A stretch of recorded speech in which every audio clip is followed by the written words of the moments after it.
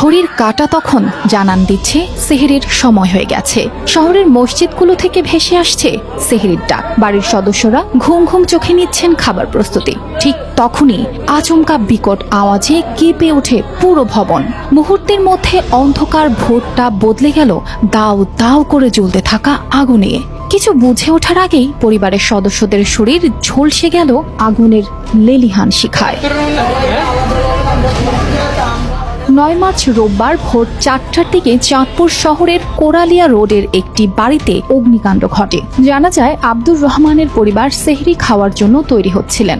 রান্নাঘরে চুলা জ্বালাতেই gas leakage থেকে ঘটে এই ভয়াবহ বিস্ফোরণ।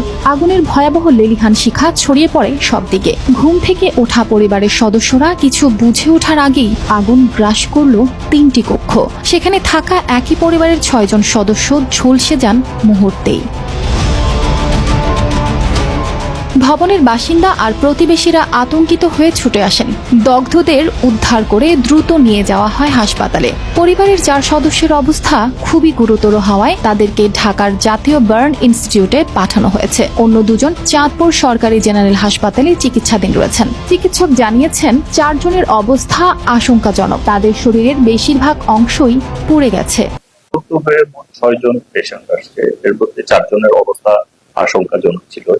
তাদের অবস্থা আশঙ্কাজনক ছিল তাদেরকে আমরা প্রাইমারি চিকিৎসা দিয়েছি এবং চিকিৎসার পরে তাদেরকে উন্নত চিকিৎসার জন্য আমরা ঢাকায় বার্ন ও প্লাস্টিক সার্জারি হসপিটাল যেটা আছে ফুলবাড়িয়াতে সেখানে আমরা। দুর্ঘটনার সময় অন্য ঘরে ঘুমিয়ে থাকা আব্দুর রহমানের নাতনি বলেন, তারা আগুনের চিৎকার শুনেই জেগে ওঠেন। দ্রুত ঘর থেকে বের হলেও তার নানা নানি ও মামা মামিদের বাঁচানো যায়নি।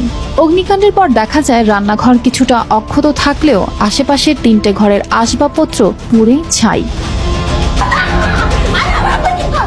News desk, RTV।